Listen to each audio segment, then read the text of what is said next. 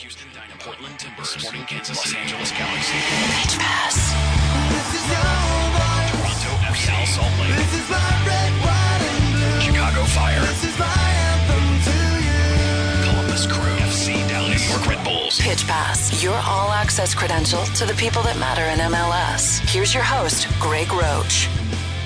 Bonus Pitch Pass. Yep, 2 episodes this week because that's how big MLS Cup Week is. Not just for Pitch Pass, but for the entire league. If you didn't download the one earlier from this week, please download that episode now. Take a listen. Dax McCarty of New York Red Bulls takes us behind the scenes on what it's like for the players on a week like this, as we have the biggest match of the season coming up on Saturday in Kansas City, featuring Real Salt Lake versus Sporting Kansas City. Brian Dunseth also breaks down the match tactically as he covers Real Salt Lake, so he knows a thing or two about them, and also Sporting Kansas City.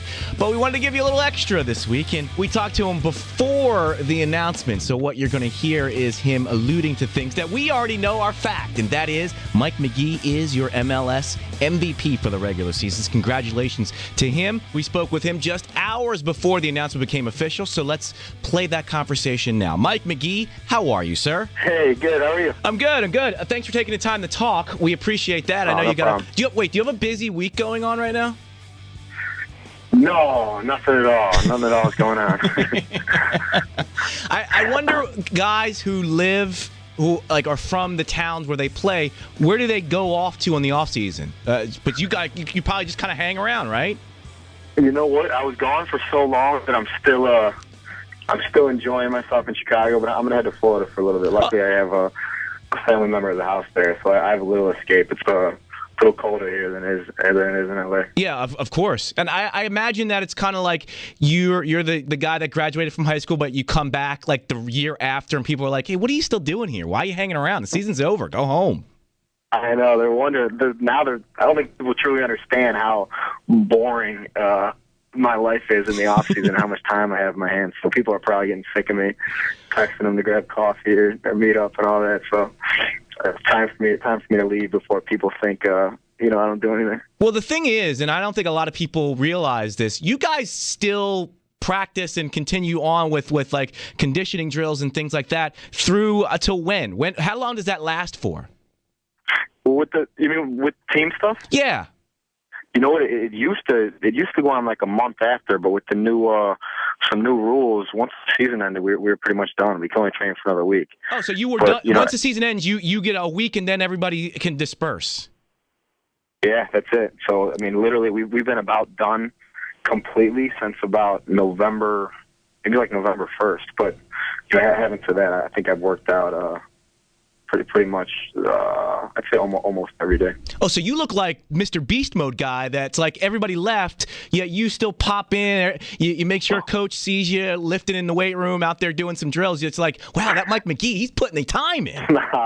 No, I'm not that guy. I do it I do it for myself with preseason. I take the hit a little less harder. I'm not one of those. I'm not trying to impress anyone with off-season stuff. Be a kiss ass, you know? Yeah, exactly. Well, I want to ask you, and I'm going to do my best to keep you from falling into stock athlete answer with this MVP stuff. And I know you don't really want to get into it too much, but what does an individual award like that mean to a player? I mean, I'm well aware of the importance of it and how amazing of an honor it would be. I think the coolest part is knowing, the people who voted for you and kind of knowing that, it takes a bit of, people have to kind of like you and you have to have an amazing season and, the company you're in. One of the coolest things that happened to me was when the finalists came out and, two of the guys I respect most in this entire league were nominated with me. So at that point, it wasn't like, oh man, I need to win, or what if I don't win? It was like, I'm in such good company that like, you know what, if Robbie Keane gets the MVP tomorrow, it's like, I mean, it's well deserved. It's not like I could be mad at myself or anyone else. Like it's pretty impressive, I think. Would it mean more doing it for your hometown team? Absolutely.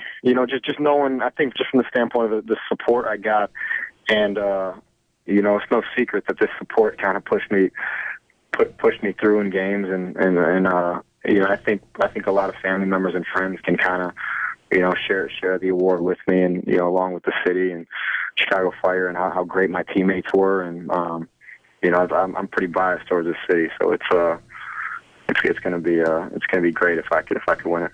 I have to ask you because it was in newspapers in England, so it must be true because everything they print is true. The Robbie Keane rumor that he is pumping you up to the Ireland coach. Yeah, I definitely got wind of that. So when will you be accepting that call in, Mike? I am not expecting any calls from Ireland. I think the last time I actually got a call to do an interview for Robbie, I couldn't understand a word they were saying anyways. So it's I'm not sure. You might have said yes to something you didn't even know you were saying yes to.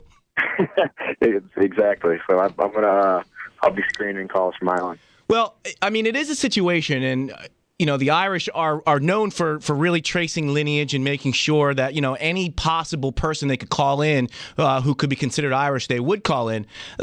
Let's speak hypothetically, Mike. If a call did come, is it something that you'd have to consider, or would you dismiss out of hand, going no, not interested, but thank you for the offer? I mean, I think I'd first have to get a call from the U.S. Soccer Federation telling me I have 0% chance of ever wearing a U.S. jersey. And at that point, I kind of feel like, man, all right, maybe I'm not, as American as I think, I'm feeling a little Irish. But no, I'm just kidding. But I think at that point, I think if I was promised I had 0 chance, which I don't think that call would ever go to any player. So at that point, but if I did, hypothetically, get that call from the U.S. Soccer Federation, I don't think in my wildest dreams I would turn down a chance to play with Robbie Keane again. Yeah, you can't do that, especially thinking about a stage like even Euro Championships. That kind of stage is something that I don't know. You can't just dismiss out of hand. I mean, these are all new thoughts in my head. So sorry if I'm I don't mean to plant seeds, Mike. Sorry. That would be hard for anyone to turn down, I'd imagine. What are your plans for this week? We talked to Dax McCarty, and he's actually going to be at MLS Cup in Kansas City. Is that something that is on your to-do list, or will you not go? And if you're not going, will you tune in and watch? I will painfully be watching the MLS Cup, and I'm heading down to KC. Head down to KC tomorrow. To kind of join in I have some appearances and some events I have to go to, and so I'm going to go there. And to be quite honest, it's going to be it's probably going to be a harder weekend than I think it's going to be. Yeah, but you're coming off, and we talked to Dax about going through the process of leading up to MLS Cup. He had it happen to him with FC Dallas. You're actually coming off back to back. You would think you would go, all right, well, Mike, you kind of are a little spoiled the last few years. Why don't you step aside and let everybody else in? But you're still the kind of guy where it's like, I want to be there every single year.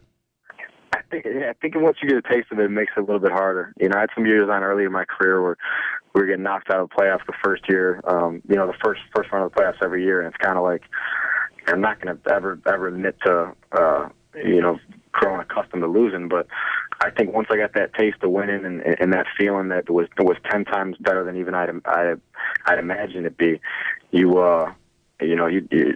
no chance you could just hand that over to someone else without some heartache. So will you be sitting in the stadium watching the match, or will you be sequestered somewhere in a hotel room with all the lights dimmed and the curtains closed? I have no idea. I have no idea. I'd prefer to somehow forget that the game was going on, but I'll probably be watching it. There's two great teams, and I'll show my support for the league, I'm sure. And I know you probably still haven't gotten over the end of the regular season and missing out in the playoffs. Chicago Fire having a bit of an upheaval, replacing the coach, and you figure new system in place, new player personnel coming in. What are your thoughts thinking about Chicago Fire for 2014? I'm excited, and for more reasons than one. First and foremost, kind of how the last couple months of our season went. We were getting some good results and playing hard, so that's something to be excited about. And then knowing Frank Yelp and playing against him for so long, I know his brand of soccer, and it fits me well. I like I like fast paced. I like pressing. I like attacking. And just doing whatever it takes to win. And Yelp has proven that that's exactly what he's trying to do. Is it still too early for him to have? I'm sure you guys have spoken, but is it still too early for him to kind of give you an idea of where you might be being played next year, so that you can start thinking about that and getting into that mindset? No. We've had a lot of conversations with specifically about where I'll be playing or any details like that. We haven't really dived into it yet. Mm-hmm. And so now, how long will you be in Florida for? Through the holidays? Yeah, I'm going to be there for the holidays. My parents will be there, so that's where I have to be. And my daughter's 3 years old, and Chicago is it's not so much fun, or it's not too much fun, sitting in the house with her all day and trying to make up games around the house. I feel like getting her outside and letting her play and stuff like that would maybe tire her out more, and she wouldn't be driving me as insane and run around for 10 hours a day. Yeah, it's great coming home to Chicago when it's the summertime. Being home in Chicago in the wintertime probably remembers why you got away from Chicago in the first place. Yeah, I'm not gonna lie. It's my blood is thinned out a little bit. Mike, thank you so much. I'll say good luck to you, but I got a good feeling. So good luck and the MVP running, and best of luck next season, my friend. All right, thanks for having me. Thanks for the luck, and my pleasure. Pitch Pass. This is your voice. This is my red, white, and blue. This is my anthem to you. For more show information, go to pitchpass.com.